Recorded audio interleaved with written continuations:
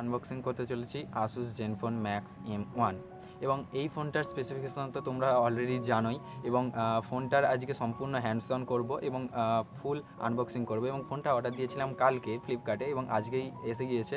তো এটার যে বাজেট আছে এটা সম্পূর্ণ একটা বাজেট ফোন এবং এর যে স্পেসিফিকেশানটা সেটা তোমাদের এই বাজেটের মধ্যে সেটা কেনাটা কতটা যুক্তিযুক্ত হবে সেই সম্পর্কে আমার ওপিনিয়ন শেয়ার করব ভিডিওটার শেষে। তো শেষ পর্যন্ত ভিডিওটা দেখতে থাকো এবং ভিডিওটা এনজয় করতে থাকো। তো বন্ধুরা এটা হচ্ছে বিল আর এটা হচ্ছে মেন প্যাকেজ। তো আমরা এটাকে কেটে দেব।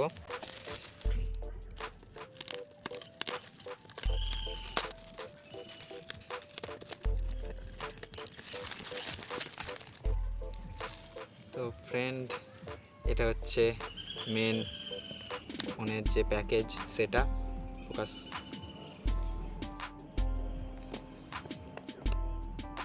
এবং এখানে অনেক কিছু লেখা আছে, তো আমি সেইগুলো যাচ্ছি না, ডাইরেক্ট ফোনটা আনবক্সিং করছি।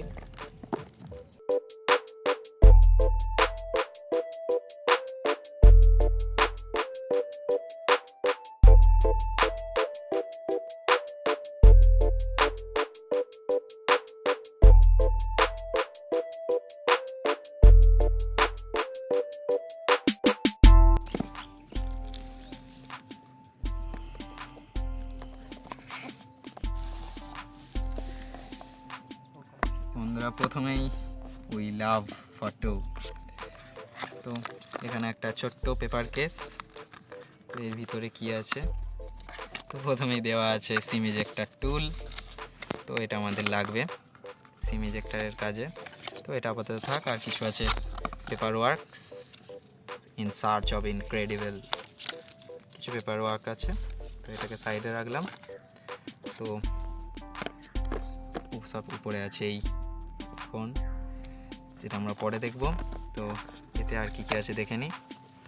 তো এতে আছে USB to micro USB charger. এই দামে তো তুমি আর টাইপ সি চার্জার পাবে না। আর এটা আছে আসুসের সিম্পল চার্জার, যেটার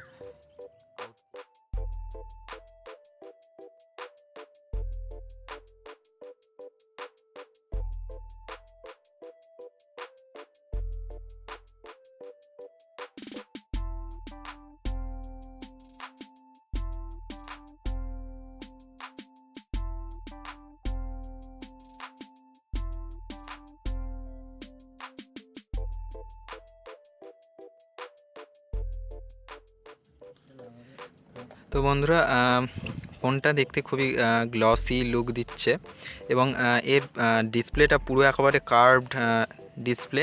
ফোনটার বাঁ দিকে যেটা রয়েছে পাওয়ার আনলক বটন এবং এখানে রয়েছে volume up and down button এবং উপরের দিকে তোমরা পেয়ে যাবে 3.5 mm অডিও জ্যাক এবং এই দিকে পেয়ে যাবে তোমাদের সিম ইজেক্টর, এই সিমের লকার, এবং এখানে পেয়ে যাবে তোমরা ডুয়েল সিম প্লাস একটা মেমোরি কার্ড অর্থাৎ ডেডিকেটেড স্লট।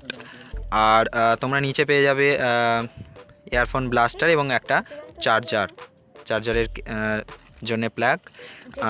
আর আপাতত এক সাইডে তোমরা পেয়ে যাবে এখানে 13 মেগাপিক্সেলের একটা রেয়ার ক্যামেরা, যেটা রয়েছে f2.0 অ্যাপারচারের সঙ্গে এবং একটা LED ফ্ল্যাশ। এবং এখানে পেয়ে যাবে ফিঙ্গারপ্রিন্ট সেন্সার, যেটা যথেষ্টই ফাস্ট।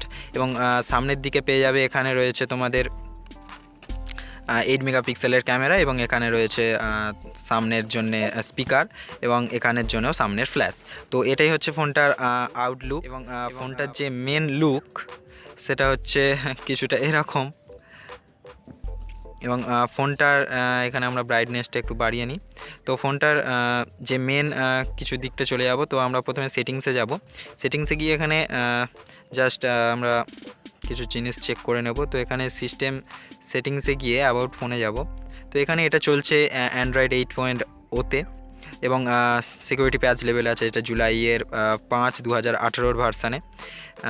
এবং আমার কাছে যে ভেরিয়েন্টটা এটা আছে এটা হচ্ছে 3 GB র্যাম এবং 32 GB রোমের ভেরিয়েন্টটা। এটার দাম হচ্ছে 7,499 টাকা।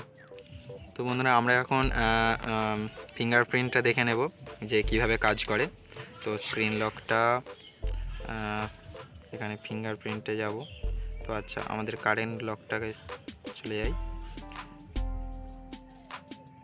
কারেন্ট লকটা থেকে এখানে ফিঙ্গারপ্রিন্টে। তো এখানে এতে যাব, আচ্ছা ফিঙ্গারপ্রিন্ট প্লাস প্যাটার্নে যাই। তো ওকে, তো আমরা সিম্পল প্যাটার্ন দিচ্ছি এইটা, continue, again confirm, show all notification. এবার জাস্ট ফিঙ্গারপ্রিন্ট দেব।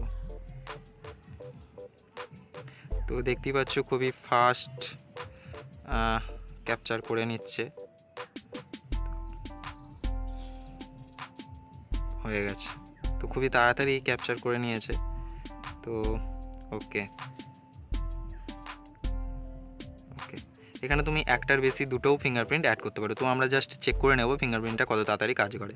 তো আমি জাস্ট অফ করলাম, ইনস্ট্যান্ট আনলক, এই হাত দিলাম, আনলক।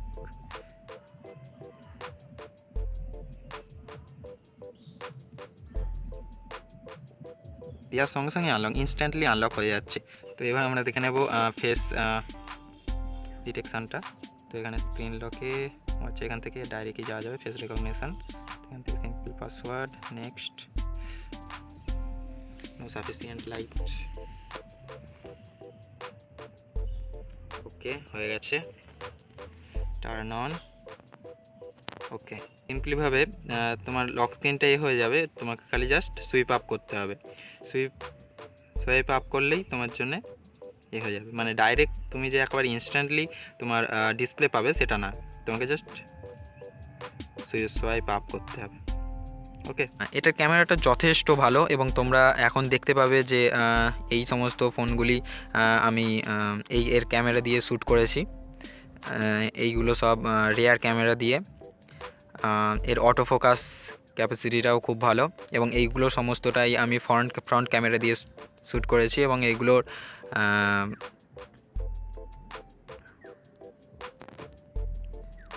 এইগুলোতে বোকে মুড এবং বিউটি মুডও খুব সুন্দর আছে। তো একটা এই বাজেটের মধ্যে একটা খুবই সুন্দর ফোন বলা যেতে পারে। তো বন্ধুরা, তোমরা দেখলে যে ভিডিওটার মধ্যে যে ফোনটার মধ্যে কি কি ছিল এবং ফোনটার যে গ্লসি লুক সেটাও অবশ্যই খুবই সুন্দর। এবং এই বিষয়ে আমার ওপিনিয়নটা হচ্ছে এটাই যে এই 7,500 টাকায় এই যে ফোনটা সেটা অবশ্যই একটা বাজেট ক্লিয়ার ফোন। এবং আসুসের যে ব্যাটারি যে ক্যাপাসিটিটা এটা অবশ্যই খুবই ভালো এবং এর যে লং লাস্টিং ব্যাটারির জন্যই এটা অবশ্যই আমি রেকমেন্ড করব তোমাদের। তো অবশ্যই ফোনটা কিনতে পারো যাদের লং লাস্টিং ব্যাটারি চাই এবং ভালো ক্যামেরা প্লাস একটা বাজেট ফোন চাই কম দামের মধ্যে, 7 থেকে 8,000 টাকার মধ্যে একটা খুবই ভালো ফোন। তো আশা করব ভিডিওটা তোমাদের ভালো লেগেছে। ভিডিওটি যদি ভালো লাগে অবশ্যই ভিডিওটাকে একটা লাইক করবে, তোমার বন্ধুদের সঙ্গে অবশ্যই শেয়ার করো আর চ্যানেলটাকে অবশ্যই সাবস্ক্রাইব করো যাতে প্রতিদিন নতুন নতুন টেক নিউজ পেতে থাকো। তো আজকের মতো এই পর্যন্তই। ভিডিওটি দেখার জন্য তোমাদেরকে অসংখ্য ধন্যবাদ।